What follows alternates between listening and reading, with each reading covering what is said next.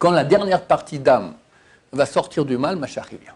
Alors quand on mange cela, on arrive à éliminer le mal et tout le bien y monte. Elle est née dans un poisson au milieu de la mer. Elle attend qu'on la pêche. Le poisson arrive, c'est sa grand-mère. Et il oublie de faire la bracha.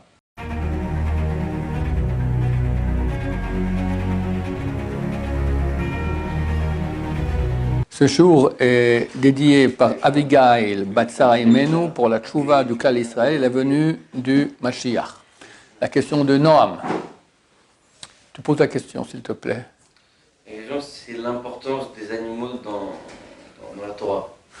Ils servent à quoi? Pourquoi Hachem a créé des animaux cachers? Pourquoi Hachem l'a créé? Des animaux cachers, animaux non cachers? C'est ça. D'accord. C'est quoi leur rôle Quel est le rôle? Dans l'histoire du monde, quoi. Dans l'histoire du monde. Bon, évidemment, il n'y a rien dans l'univers qui a été créé pour rien. L'univers est créé. C'est pas un plancton qui a rencontré un autre plancton et hop, ça crée un être humain. D'accord? Il y a dans la création une progression. Et il y a même aussi des espèces qui sont intermédiaires, comme Darwin voulait dire. Parce que la différence entre Darwin et nous, c'est que nous disons que le monde est créé, et Darwin dit non, c'est tout le fruit du hasard. Pourquoi Darwin voulait que ce soit le fruit du hasard? Parce que si le monde est créé, c'est super embêtant. C'est-à-dire qu'il y a un créateur. Et un créateur, il ne crée pas pour rien. Donc il y a un but au monde. Le but du créateur, c'est d'habitude un peu différent que mes propres buts. Moi, je veux profiter du monde, coucher avec la femme de mon voisin, d'accord? Et le créateur, il ne veut pas ça. Donc c'est plus simple de dire qu'il n'y a pas de créateur, et comme ça on fait ce qu'on veut. C'est à peu près ça. Tout a commencé au milieu du 19e siècle, d'accord, avec toutes sortes de mouvements qui ont fait en sorte de dire que Dieu n'existe pas. C'est très à la mode de dire, dans toutes les études aujourd'hui, dans toutes les facs, on étudie donc, toutes ces théories de sélection naturelle et de... Tout est fait par hasard. Mais Darwin lui-même a dit, ma théorie bute par rapport à la création de l'œil. Je ne peux pas expliquer qu'un œil est créé par hasard. Parce que pour faire un œil, donc tu as des centaines de milliers, je ne sais pas, ou de millions de cellules, qui tout à coup par hasard décident de se mettre ensemble, de créer une sphère totale, avec d'un côté des cellules photosensibles, de l'autre côté un trou avec un diaphragme, par hasard. C'est impossible. Donc l'auteur de la théorie, donc Darwin lui-même, reconnaît que sa théorie est bloquée, ne peut pas être vraie à cause de l'œil. Et il n'y a toujours pas de réponse avec cela. De plus, nous n'avons pas encore trouvé le chaînon manquant qu'il y a entre le singe et l'être humain. D'accord? On ne va pas rentrer là-dedans. Le but, c'était de dire qu'il n'y a pas de Dieu. Nous qui savons, par preuve, que Dieu existe, donc Dieu est le créateur du monde. Maintenant, un créateur ne va pas créer une chose pour rien. Il a une volonté et il a un but. Donc tout, absolument tout, dans ce monde a un but. Maintenant, ce n'est pas forcément le but suprême. Le petit plancton qui est dans la mer, il n'a pas un but suprême. D'accord? Il est là, c'est un but intermédiaire qui va aider une autre créature, qui va aider une autre, etc. À la fin, Am Israël. Et à la fin, les tzadikim du peuple d'Israël. Tous, c'est une pyramide, ils auront comme but d'aider celui qui va aider, des fois sans étapes, jusqu'au tzadik du peuple d'Israël. Comme dit Maïmonide, un jour, il y avait un roi très riche, fou. Il a voulu créer une ville dans le désert, un palais dans le désert. Il habitait la Scandinavie, il avait froid, il voulait être près du Sahara là-bas, il s'est créé, il a acheté un terrain et il voulait avoir un beau palais comme ça, où il fait chaud. Bon, il amène là-bas des employés, etc. Et les employés, ils ont besoin de maisons pour dormir, alors on crée des maisons. Puis après, ils sont mariés avec des enfants, donc il faut des écoles pour les enfants, et puis il faut un hôpital, il faut, etc. Et toute une ville se crée autour de cette création du palais du roi. Et un beau jour, le palais est terminé, le roi vient habiter là-bas, et toute la ville là-bas est en effervescence, etc. Bon, puis un beau jour, le roi, il meurt, et peu à peu, la ville est délaissée. Après quelques siècles, il ne reste plus qu'un petit mur, comme ça, au milieu du désert, des restes, des vestiges de la ville. Passe un tzaddik, un juif, qui marche dans le désert, et il a chaud. Il aimerait bien de l'ombre. Il n'y a pas d'ombre dans le désert. Il voit un mur extraordinaire. Il va à l'ombre du mur pour une petite demi-heure comme ça. Ah, combien c'est bon, tiens, c'est marrant qu'il y a un mur ici au milieu du désert. Il va se reposer un peu à l'ombre. Après, il repart. Maïmonide écrit que toute cette histoire de la création du palais, de la ville, avec le roi, tout ça, c'était pour la demi-heure de repos qu'aura le tzaddik dans quelques siècles.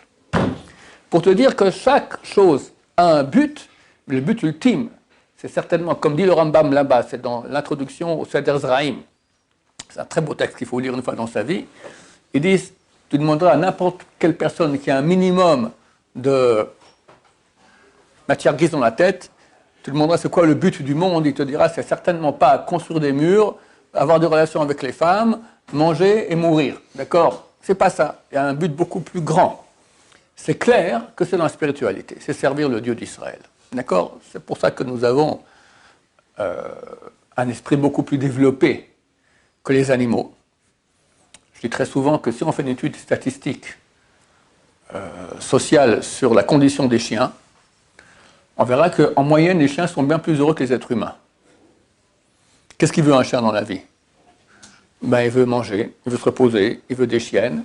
Si on l'énerve, il se bagarre avec les autres chiens. D'accord? Voilà, c'est à peu près ça la vie du chien. C'est à peu près la vie que beaucoup d'êtres humains, hélas, demandent. Avoir de quoi manger, se reposer, avoir des chiennes, des jeunes filles, d'accord, etc. Et voilà. Et pourtant, tu verras que la moyenne des chiens est beaucoup plus heureuse que la moyenne des êtres humains. Alors qu'il y a un bug ici, il y a quelque chose qui cloche. Ça prouve que le but de l'être humain ne peut pas être celui des chiens. Et c'est quoi le but? Chacun qui réfléchit un peu dit le Rambam, c'est une chose spirituelle. Maintenant, le Rambam dit il y a un problème. Quel est le problème? C'est que si tout le monde va maintenant aller s'occuper des choses spirituelles, le monde ne sera pas viable. Tu veux demain acheter des chaussures, il n'y a pas de chaussures. Pourquoi? Le cordonnier est parti à la yeshiva. Tu veux manger du pain, il n'y a pas de pain. Le boulanger est parti à la yeshiva. Tu veux un habit, il n'y a pas. Tout le monde va s'occuper des spiritualités. Donc Dieu a envoyé une folie. Et il dit, il n'y a pas de plus grande folie que celle des hommes. Une folie dans l'esprit des hommes qui ne s'occupent surtout pas de spiritualité. On va les formater pour faire du business, pour gagner de l'argent. Tu auras des boulangers, tu auras des cordonniers, tu auras des hommes d'affaires, tu auras de l'informatique, tout ce qu'il faut pour que le monde soit viable. Et une poignée, une toute petite poignée, même pas tout le peuple juif, une partie du peuple juif, lui, va s'adonner au but pour lequel le monde a été créé, la connaissance de Dieu, le service de Dieu. Et le monde entier sera viable pour pouvoir servir cette partie du monde qui va réaliser le vrai but. Alors ils auront aussi un mérite, ces gens-là. S'ils sont honnêtes, ils sont bien. Mais petit. Est-ce que tu veux être celui qui sert, celui qui fait le but, ou celui qui fait le but? C'est mieux d'être celui qui fait le but que celui qui sert, qui sert la personne qui sert, qui sert la personne qui sert, qui sert la personne qui sert, celui qui fait le but. C'est beaucoup mieux de faire le but soi-même plutôt qu'être un serviteur de celui qui va faire le but. Le Rambam dit, c'est ça la notion de Am Haaretz. C'est écrit dans le Talmud très souvent. Am Haaretz, le peuple de la terre. C'est quoi le peuple de la terre? Normalement, ça s'appelle un ignare. Mais pourquoi on l'appelle comme ça? Il dit parce que ce type-là, son but, c'est rendre la terre viable. C'est ça son but. Pour qu'il y ait des gens qui puissent réaliser le vrai but. Oui. Pourquoi Kadosh Baruch Hu, il n'a pas fait les choses plus simplement? Il veut qu'on se rapproche de lui. Pourquoi il n'a pas facilité les choses en faisant en sorte que ce qu'il faut pour nous se nourrir, s'habiller, et derrière on peut tous étudier les juifs. Ça, c'est ça qui amènera au but. C'est ce que Dieu voulait au début, c'est le paradis. Ouais. Au paradis, les anges venaient, ceux qui nous fait des méchouis, du château Margoum 135, d'accord, avec tout ce que tu voulais là-bas, des anges. L'homme a péché, il est dans ce monde-là où il y a beaucoup de mal, et voilà. Donc les animaux, pour répondre à ta question, ils ont un but aussi, c'est clair. Quel est le but? Alors ils ont plusieurs buts. D'abord, il faut savoir qu'à la base, on n'a pas le droit de manger les animaux. Dieu nous a permis de manger que les végétaux. Après le déluge, Dieu autorise la consommation des animaux pour toute l'humanité et pour nous que les animaux cachèrent. Maintenant, quel est le vrai but? Quel est le vrai but de la nutrition? Pourquoi on mange? Il faut comprendre que lorsque Dieu a créé le monde, il y a eu ce qui s'appelle la cassure des vases. Dieu a amené une lumière de lui-même dans des sphères. Des sphères, ce sont des mondes spirituels. Parce qu'on était trop, nous, l'humanité, on est beaucoup trop loin de Dieu pour recevoir directement sa lumière. Donc ça passe par des mondes intermédiaires, qu'on appelle les sphères. Maintenant, Dieu a fait en sorte que les sphères, elles ont reçu trop de lumière. Elles ont éclaté, boum, il ne faut pas recevoir cette lumière. Elles sont tombées. Tombées dans le mal. Et donc, il y a des parties de sainteté dans le mal. Le but de l'homme, c'était, par son service de Dieu, de faire remonter toutes ces parties de sainteté hors du mal, et comme ça, tout se réunit avec Dieu dans le paradis. Normalement, le premier homme a été créé le vendredi de la création. La Gemara, dans le traité Sanhedrin, page 38, elle donne toutes les différentes étapes de sa création. À la 6e heure, déjà, il était normalement vivant, intelligent. Avant, il n'y avait que le corps, après, le corps devient vivant, mais il est endormi, etc. À la 6e heure, je me souviens bien, il était... Après, il va faire des enfants, il va pécher, et du moment qu'il a péché, il est chassé du paradis. S'il avait tenu bon, sans péché, jusqu'à l'entrée de Shabbat, c'est combien? Encore 6 heures. Sa tête était déjà dans le paradis, son corps était encore dans ce monde-ci. Si il tenait bon, tout passait dans le paradis, c'est terminé pour l'éternité. Et il a péché. Quand il a péché, il a fait descendre des millions, des myriades de cellules de sainteté, d'âmes, dans le mal. Et le rôle du peuple d'Israël, nous sommes des parties de l'âme du premier homme. Le rôle du peuple d'Israël, par l'application des mitzvot, par l'étude de Torah, et s'il n'y a pas ça par la souffrance, c'est faire remonter ces étincelles, on appelle les étincelles de sainteté. Quand tu fais une mitzvah, quand tu te retiens de faire une avéra, quand tu étudies la Torah, quand une femme s'habille avec snio, toutes ces choses-là font remonter des parties d'âme qui sont dans le mal. Quand la dernière partie d'âme va sortir du mal, Mashiach vient. Et c'est incessamment sous peu. Be'ezrat Hashem. Dès lors, on va recommencer le job du premier homme au paradis. Il y avait un job à faire, mais beaucoup plus facile, sans souffrance, etc. Et après, au bout d'un moment, l'an 6000, tout le monde passe dans la divinité terminée. Il n'y a plus ce monde-ci, il n'y a plus de monde matériel, il n'y a que la divinité. Maintenant, un des moyens de récupérer les étincelles de sainteté, c'est par la nutrition. Pourquoi Dieu il a fait qu'on mange? Tu te rends compte quand même que tu passes peut-être 10% de ta vie active. La nuit, tu dors. Il y en a qui dorment moins. Mais la partie de la journée, il y a une partie où tu manges, au moins 10% du temps.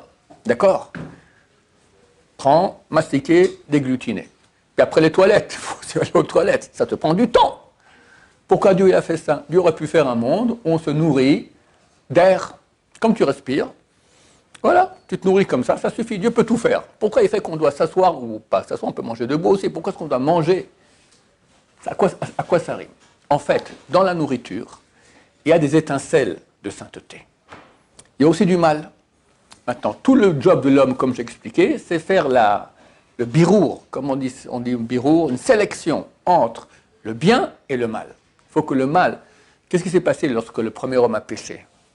Et lorsque Dieu a fait qu'il y a la cassure des vases, le bien est tombé très bas dans le mal et a donné vie au mal. Le mal, c'est quoi? C'est la mort. Il y avait toutes sortes de mondes morts. Maintenant, quand les parties de sainteté de Dieu divine descendent dans la mort, elles donnent vie à la mort. Quand tu donnes la vie à la mort, qu'est-ce que ça fait? Ça te fait un mort-vivant. Un mort-vivant, c'est Hitler, c'est Staline, c'est Khamenei, d'accord? C'est toutes sortes d'ennemis de Dieu qui sont vivants, mais font partie du monde de la mort, du mal.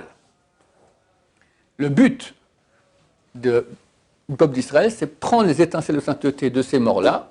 Quand tu prends l'étincelle de sainteté, il n'a plus de vie, il meurt. Il est mort et inoffensif. Et la partie de vie, elle va en haut, elle se réunit à Dieu. Oui. Et comment justement, ceux qui viennent de la mort, tous ces marchéments-là, et bien justement, ils peuvent être contre Dieu, puisque la mort elle-même a été créée par Dieu. Mais Dieu a créé des ennemis de Dieu. Dieu a voulu créer le mal. Maintenant, il a créé un mal mort. Avec le mal, il était mort avant le péché originel. Il a donné l'option au premier homme de manger ou pas. Il a choisi la mort. Et le jour où tu mangeras, tu mourras. Et boum, il a fait tomber toutes les parties de sainteté, pas toutes, beaucoup, dans le mal, et a donné vie à la mort. Un des moyens d'ôter la vie à la mort, c'est par le fait de manger. Quand tu manges, tu fais une sélection entre ce qui est bon, qui passe dans le sang, et des déchets qui partent dans l'urine et les excréments. De même qu'il y a une sélection matérielle, il y a aussi une sélection spirituelle. Les étincelles de sainteté passent, te donnent de la force pour faire des mitzvot, et donc ça rejoint Dieu. Et le mal, il est éjecté, d'accord? Pour ça qu'on n'a pas le droit même de penser des paroles de Torah face aux excréments. Pourquoi? Parce que la Torah, c'est la vie elle-même. Et l'excrément, c'est le parti de mal qui reste sans plus aucune étincelle de sainteté. Il n'y a plus rien. C'est le mal pour le mal. Si tu penses des paroles de Torah près de lui, tu remets de nouveau de la sainteté dans l'excrément, dans le mal. Tu refais le boulot du premier homme, d'accord? L'erreur du premier homme, mettre la sainteté, tu redonnes de la vie aux morts. Tu recrées des morts vivants. C'est pas l'excrément, il va se lever tout à coup, coucou, je suis là. Mais ça te crée un rachat qui va venir dans le monde. Ça ne manque pas de réchaïm dans le monde, d'accord? Des mécréants qui veulent la fin du peuple d'Israël. Et là, il y en a plein. C'est pour ça qu'on mange. Maintenant, pourquoi on mange cachère et pas cachère?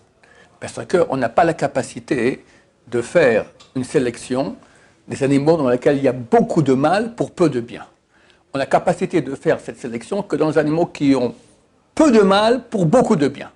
Alors quand on mange cela, on arrive à éliminer le mal et tout le bien y monte. Mais si on prend un animal qui est non cachère, il y a beaucoup trop de mal pour peu de bien, le mal il reste en nous. On n'arrive pas à l'éjecter et il nous affecte. Et il nous fait baisser et on tombe, d'accord? Donc on devient mal, on devient mal. On a de la mort en nous, Hachem Ishmor. Donc ça c'est une des raisons pour lesquelles déjà Dieu a créé toutes les choses desquelles on peut se nourrir.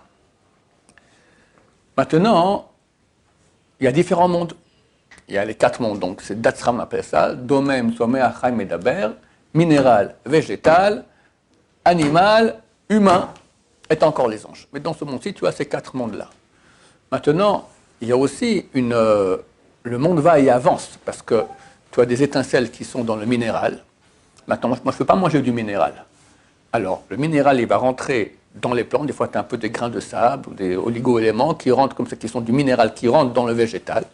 Le végétal est mangé par la vache, toi tu manges la vache, tu as fait la réparation de tous ces éléments-là. C'est pour ça qu'il y a un monde entier, d'accord? Tout le seul but qu'il y a ici, c'est récupérer toutes les étincelles de sainteté qui sont dans toute la réalité. Minéral, végétal, animal impur, animal pur, et les faire monter vers Dieu. Ça, c'est une des raisons pour lesquelles il y a des animaux. Maintenant, il y a aussi des miskenim, des pauvres juifs, qui ont fait des péchés. Et pour réparer ces péchés, ils doivent revenir en Gilgoul, en réincarnation, dans des animaux. Il y en a qui reviennent dans des juifs, il y en a qui reviennent dans des goïs, il y en a qui reviennent dans des animaux purs, il y en a qui reviennent dans des animaux impurs. Il y a beaucoup d'histoires pareilles. Il y avait une histoire une fois avec Baba Saleh, une fois. Il était invité à un endroit, au Maroc, où il y a un mouton qui rentre, comme ça, on essaie de l'empêcher, il rentre comme ça, il se met de l'autre côté de la table, face à Baba Saleh, comme ça. Baba Saleh dit, c'est bon, je m'en occupe. Prenez-le, on fait la shrita, il y a un tikkun à faire ici. Il a fait le tikkun de l'animation. Ce sont des âmes qui reviennent et qui demandent, s'ils sont mangés par Baba Saleh, ils ont fait leur tikkun. Très souvent, la bénédiction aussi, elle fait une réparation, parce qu'il y a une réparation qu'on fait de la nourriture par le fait de digérer, mais aussi par la bracha. Si on ne fait pas la bénédiction, alors on ingurgite du mal qu'il y a dans l'animal. Ou dans ce qu'on mange, une pomme, d'accord. Si on ne fait pas la bénédiction, il y a le mal qui rentre en nous et qui nous affecte. La bénédiction, elle fait partir les parties de mal qu'il y a dans la nourriture. Maintenant, si c'est un grand tzaddik qui fait la bracha, c'est énorme. Très souvent, dans la nourriture que nous on mange, il y a des membres de notre famille défunts qui sont revenus en Gilgoul. Et vu que toi tu es de la famille, donc lui il veut par toi-même. Donc tu manges ta tante, tu manges ta grand-mère, tu manges ton arrière-grand-mère. Maintenant, la pauvre, des fois, voilà, c'est un poisson, d'accord? Elle est née dans un poisson au milieu de la mer. Elle attend qu'on la pêche.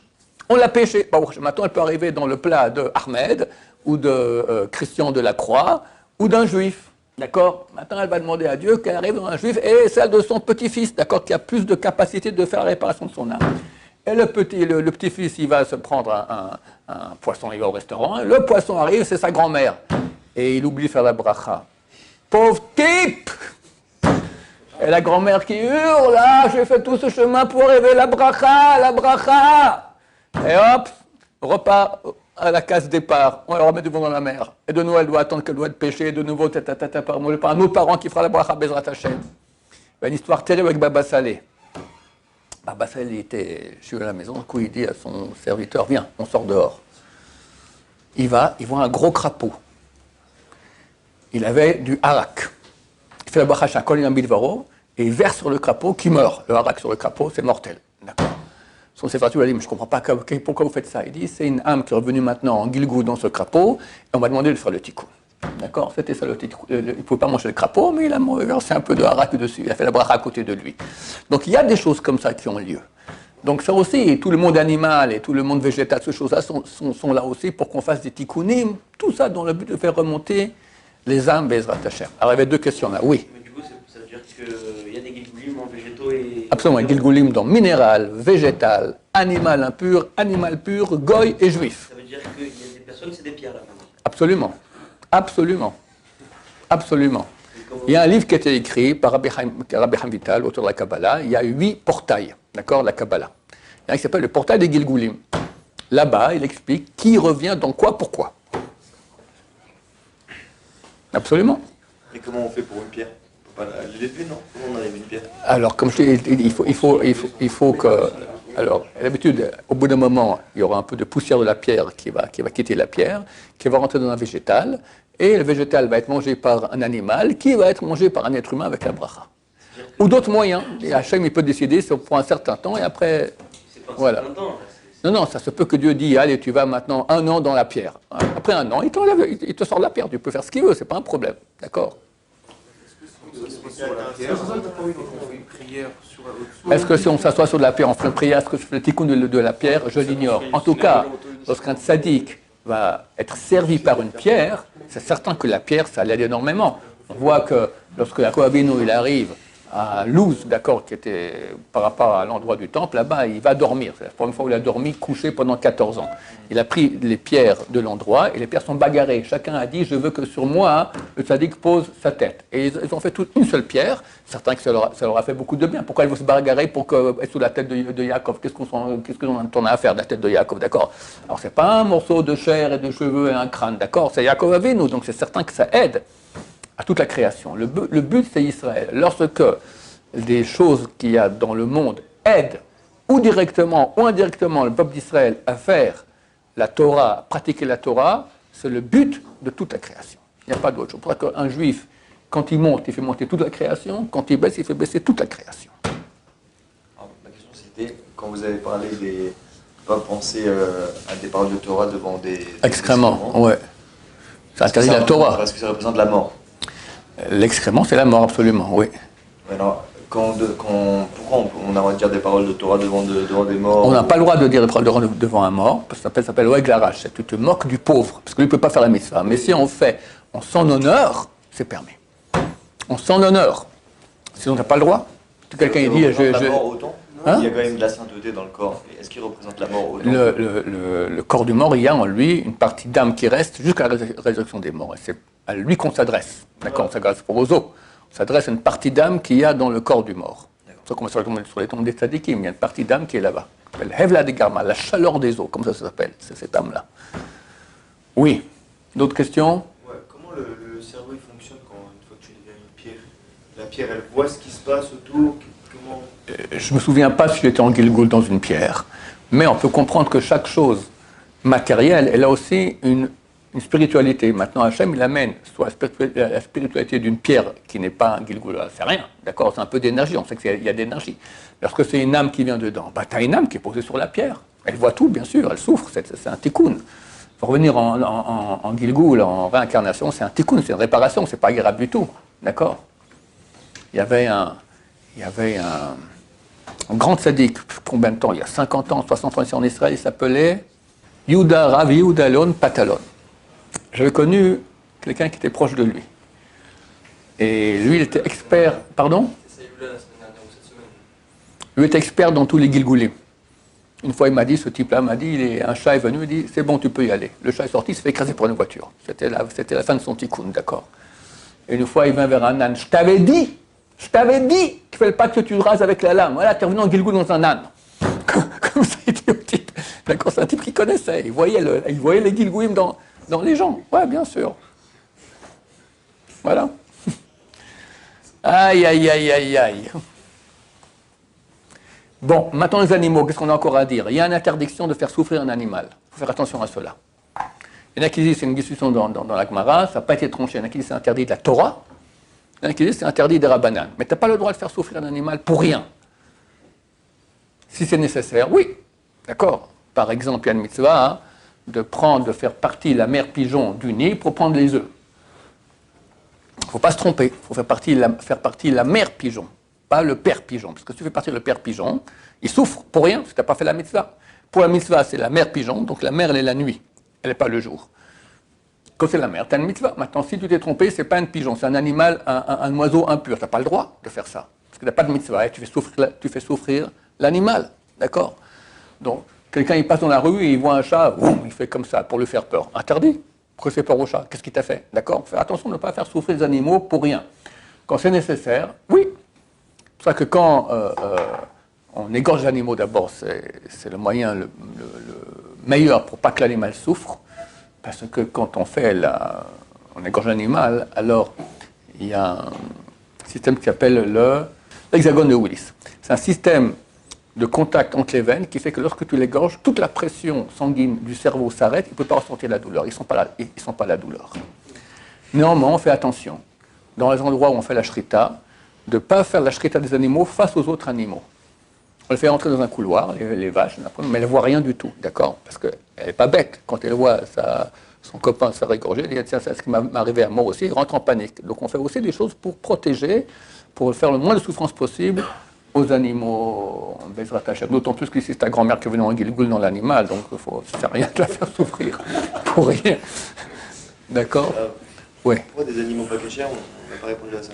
Pourquoi il y a des animaux pas cachers? Alors, les animaux non cachers, ils ont un pourcentage d'impureté beaucoup plus grand que celui de pureté, donc on ne peut pas les manger. Mais, très bientôt viendra Mashiach, et on pourra, oui, les manger, parce qu'on aura une capacité de réparation beaucoup plus grande. Le chazir, c'est le cochon, d'accord, ça vient le mot chazir, le mot chazara, revenir, il reviendra à être kasher. Un bon petit jambon comme ça, voilà. Tous cachers. Alors, c'est marqué Matir Asurim. On dit dans la prière Matir Asurim, que Dieu libère les prisonniers. Mais Asurim, c'est aussi les choses qui sont Asurim, les choses qui sont interdites. De là, d'Israël, après que Mashiach revient, lentement, ça sera un processus. Peu à peu, toute l'humanité, toute la réalité va beaucoup se purifier, et ce qui est interdit deviendra permis, parce que ça ne sera plus impur. C'est-à-dire que même les fruits de mer et tout ça, ça sera... Voilà, peut-être. Peut-être. C'est marqué qu'on n'a pas le droit de manger des choses dégoûtantes. Alors, si tu n'es pas dégoûté par une langouste, ouais, ça ira. Et ça, c'est pour tous les mitzvot. Par exemple, mélanger le lait et la viande, ça sera D'un côté, c'est écrit que les mitzvot vont continuer. D'un autre côté, c'est marqué matière à souffrir. Comment ça se passe exactement? Attendons Mashiach, on verra comment ça va se goupiller. Les mitzvot, c'est l'accomplissement des mitzvot, accomplir. Mais les souris, c'est les interdits qu'on n'a pas fait. Ça n'a rien à voir. Ouais, mais c'est marqué, c'est une mitzvah de ne pas manger d'une chose interdite. Quand tu as envie de manger quelque chose d'interdit, tu ne le manges pas, tu as fait une mitzvah. Oui, mais ça ne veut pas dire pour autant qu'il y a la transgression à côté. Alors si maintenant Dieu autorise et dit maintenant tu peux terminer. On retire les issours. Donc en réalité, la mitzvah, en soi, ça ne plus de cette mitzvah-là. Mais d'un autre côté, on parle de matière à sourir. Enlever les prisonniers. Donc le issour, l'interdiction n'existe plus. Voilà. Même si mais d'un autre côté, c'est écrit que toutes les mitzvot vont continuer. Donc tu as des mitzvot négatives, elles doivent rester, pas manger de porc, ça doit rester quelque part. On verra comment ça se goupillera, Bézat Hashem. Baruch Adonai, l'olam.